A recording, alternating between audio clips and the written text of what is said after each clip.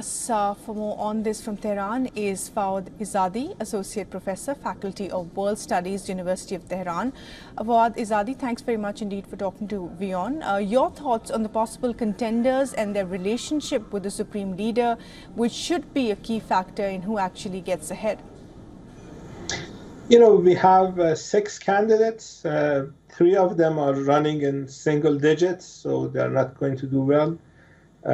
We have the other 3 that are in about 20–25% in public opinion polls. So they're very close to each other. And we don't know who's going to be Iran's next president. We just have to wait for Friday's elections, and the results will come out. If any of these 3 candidates goes over 50%, then they're going to be Iran's next president. And if they don't, we are going to have a runoff election in a week after Friday. And Iran has a democracy, like India, like many other countries.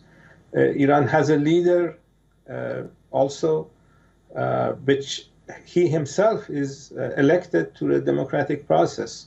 It's a 2-step election. People elect an assembly, and that assembly elects the leader. And sometimes Iranian presidents have had good relations, working good relations with leaders. Sometimes there have been difficulties. And this is part of Iran's politics, like many other countries. We used to have a Shah. It used to be a kingdom here. 45 years ago, Iranians established a republic. And this election, having a president, is the result of that revolution. Right. Fawad Izadi, now the question is, has Raisi's death been a setback to Iran's aggressive posturing and policies against the US and Israel? And what are some of the key factors that the new president will look at as he comes in? You know, Israelis are committing a genocide in Gaza as we speak. They have killed about 40,000 people, mostly women and children. This type of genocidal regime cannot be tolerated. You cannot live peacefully in a neighborhood when you have someone who's committing murders every day. And I think Iran's next president, whether it's the reformist candidate or the principalist candidate, I think that's going to be one of the issues that they will have to deal with. Iran's support for the Palestinian cause has been one of the main principles of Iran's foreign policy. And I think that support for the Palestinian cause will continue. Right. And some big faces, past presidents, are not in the race. How much of that do you think is an impact, to the challengers who are in this race? You know, I think public opinion polls show that we are going to have more than 50% people participating in the elections. And the people who people like Ahmadinejad, they already served 2 terms.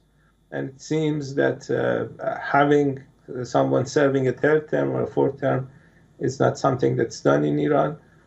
So overall, I don't think that's going to have any significant effects. I think people are going to go to the polls. There are a lot of opposition supported by United States and Israel beaming programs into Iran in Farsi, asking people not to go to the polls. They're asking for the boycott of elections. They don't want to have a vibrant democracy here, and I don't think majority of Iranians will listen to these calls for boycotts. Right. Fawad Izadi, Associate Professor, Faculty of World Studies, University of Tehran. Thanks very much indeed for joining us. Iran goes to polls on June 28th. It will be a keenly watched election.